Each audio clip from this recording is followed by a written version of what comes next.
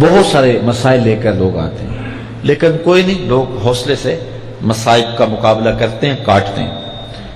لیکن کچھ لوگ آتے ہیں دعا کے لیے تو بات کرتے ہی آنکھیں چھلکنے لگتی ہیں اور میرا دل بھی قابو میں نہیں رہتا۔ لوگ کہتے ہیں کہ حضرت دعا کرو، بیٹی سسرال میں دکھی ہے، اللہ سکھ دے دے۔ تو میں دعا بھی کرتا ہوں، لیکن میں تنہائی میں جا کے روتا ہوں کہ اس درد کا مداوع کیا ہے، اس دکھ کا علاج کیا ہے، اور معاشرہ تیزی سے اس تکلیف کی طرف بڑھ رہا ہے، اور طلاق کی شرح بھی جو ہے وہ بڑھتی چلی جا رہی ہے۔ میرے پاس ایک دن ایک صاحب آئے، ساتھ ان کی بیوی تھی، اور میں انہیں جانتا ہوں، عزت دار لوگ تھے۔ تو انہوں نے کہا کہ ہم آپ سے کوئی تنہائی میں بات کرنا چاہتے ہیں۔ تو ان کے اپنے عزیز تھے، بیٹیاں اس شخص کی زیادہ ہیں، اپنے عزیزوں میں شادی کر دی۔ تو اس وقت انہوں نے طے کر لیا کہ کوئی بات نہیں، ہم جہیز نہیں لیتے۔ لیکن وہ باپ بلک بلک کے مجھے کہہ رہا تھا کہ کتنے دنوں سے میری بیٹی گھر آ کے بیٹھی ہوئی ہے، اور وہ کہتے ہیں کہ اتنی دیر واپس نہ آنا جب تک تیرا جہیز پورا نہیں ہو جائے گا۔ میں کہتا ہوں کتنا صفاق معاشرہ ہو گیا ہے اور کتنے کٹھن حالات ہو گئے ہیں۔ تو جب معاشرہ اس کیفیت میں چلے جائے تو پھر انارکی پھیلتی ہے اور معاشرے پھر قائم نہیں رہتے۔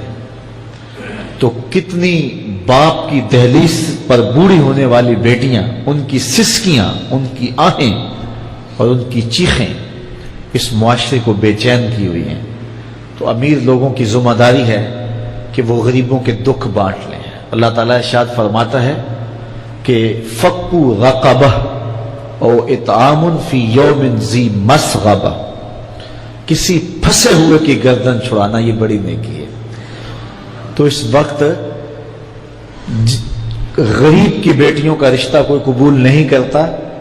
اگر کوئی نوجوان اور اگر کوئی سرمایہ دار غریبوں کی بیٹیاں قبول کر لے تو یہ اس کی مہربانی ہوگی، اور اگر یہ نہیں کر سکتا تو کم از کم ان بیٹیوں کی شادیوں کا اہتمام کیا جائے، لیکن یہ مہربانی کی جائے کہ غریبوں کی بچیوں کو نمائش گاہ میں نہ کھڑا کیا جائے اور ان کی غربت کا تماشا نہ بنایا جائے۔ رات کی تنہائی میں ان کے ماں باپ کی خدمت کی جائے تاکہ وہ اپنی بیٹیوں کو عزت سے اٹھا سکیں۔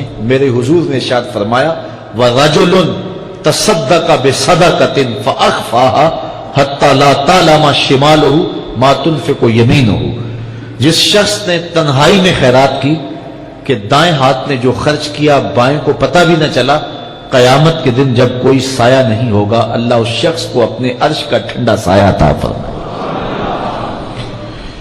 تو یہ جو اجتماعی شادیوں کا ماحول ہے، تو اگر اس کو ہم اس میں تبدیل کر لیں کہ غریبوں کی عزت نفس مجروح نہ ہونے پائے، تو اللہ تعالیٰ یہ توفیق نصیب فرمائے اور معاشرے کے اندر ایسے لوگ نکلیں جو معاشرے کے دکھ بانٹتے ہیں۔ اور علماء کو ممبر و محراب سے زوردار آواز اٹھانی چاہیے کہ یہ جو رسم پیدا ہو گئی ہے جہیز کی، اور اس کے بغیر بیٹیاں گھر سے رخصت نہیں ہو سکتی ہیں، تو اس کو ختم کیا جائے اور اس کے خلاف عملی جہاد کیا جائے، اور اس کے لیے امیر لوگ نمونہ بنیں۔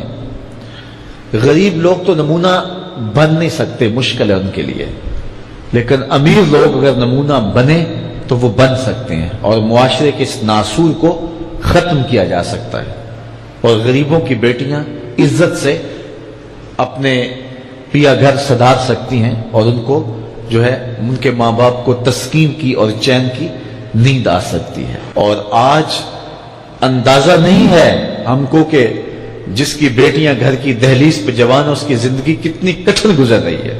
کوٹھے تے چڑھ ویخ فریدا تے کر کر بلدی اگ، میں جاتا دل دکھی میرا پر دکھی سارا جگ۔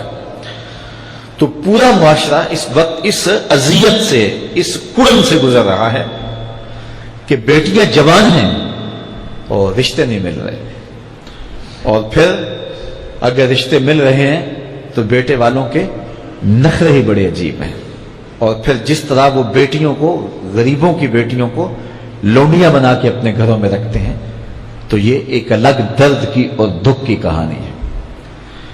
मेरे पास लोग आते हैं, दुआ कीजिए, कारोबार नहीं है, मुआशी बुहरान है, माली परेशानियां हैं, बच्चे के इम्तिहान सर पे